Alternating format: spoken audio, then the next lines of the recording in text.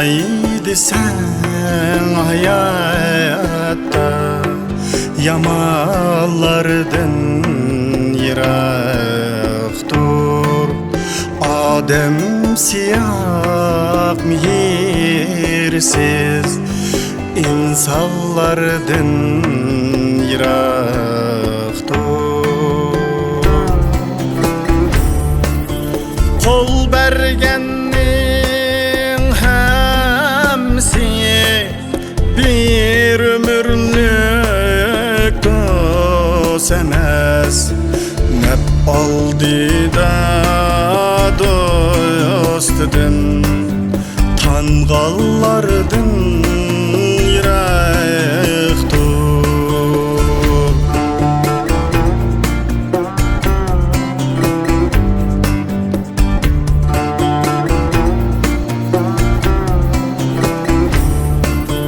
Leylalar köp hayatta Mecnun bulup söygidek.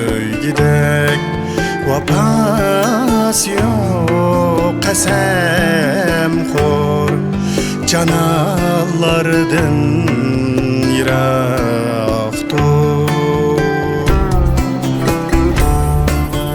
Meptun bolmas sözge külüp turgan közge.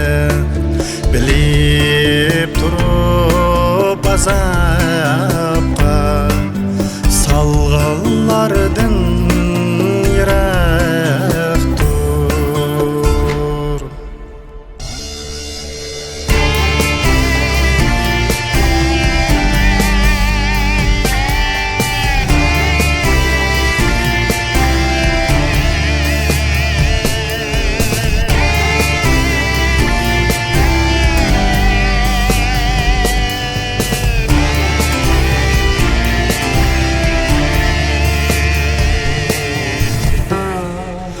Azar yetmez dilinga, agak bulsan tilinga.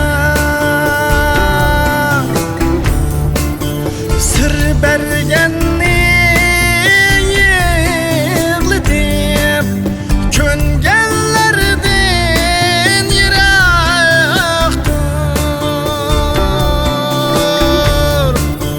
Rızkın bilen yaşığın mihir bolsan dilinde. Mal dünyanın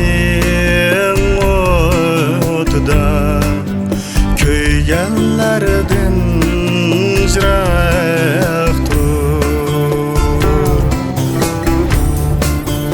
Mal dünyanın otuda köygenler